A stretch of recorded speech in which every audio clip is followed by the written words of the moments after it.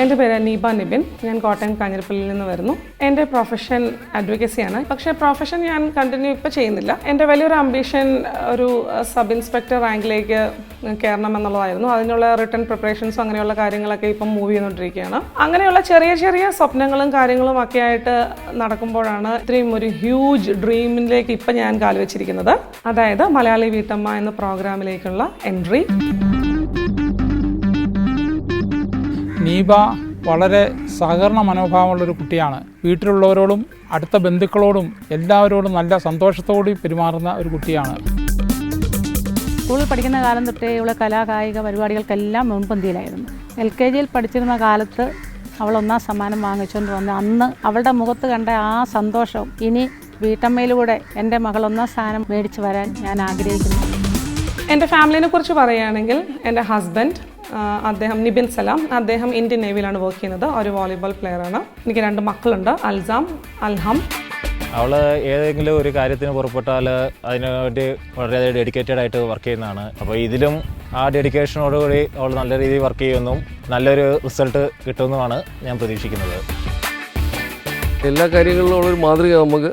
പിന്നെ പല പ്രൈസുകളും കൊണ്ടുവരാനും ചെറുപ്പത്തിലൊക്കെ മലയാളി വീട്ടമ്മയുടെ ഷോയിലും പ്രൈസ് മേടിക്കും എന്നുള്ള ശുഭ പ്രതീക്ഷയാണ് എനിക്കും എൻ്റെ ഭാര്യയ്ക്കും.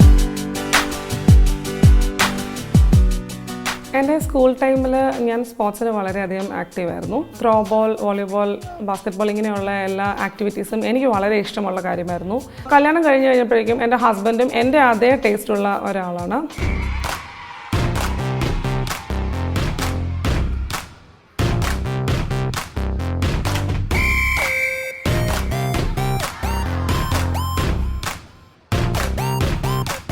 ഞങ്ങൾക്ക് എല്ലാവർക്കും ഒരേപോലെ ഏറ്റവും ഇഷ്ടമുള്ള കാര്യം ട്രാവലിംഗ് ആണ്. ഇന്ത്യയിലെ ഏകദേശം കുറേ സ്ഥലങ്ങളൊക്കെ ഞങ്ങൾ ഇപ്പം കണ്ടിട്ടുണ്ട്.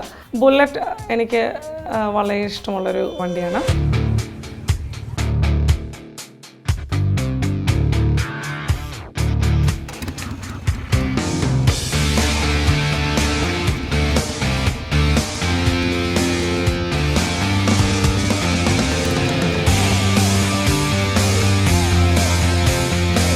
എൻ്റെ അമ്മ ഒരു ബെസ്റ്റ് ഫ്രണ്ടാണ്.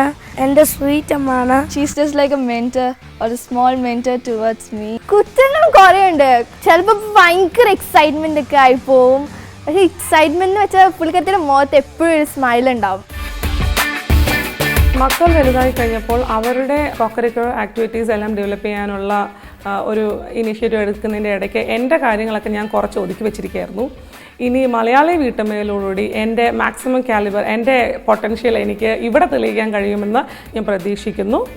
ഫ്ലാറ്റ് എനിക്ക് തന്നെ വേണം.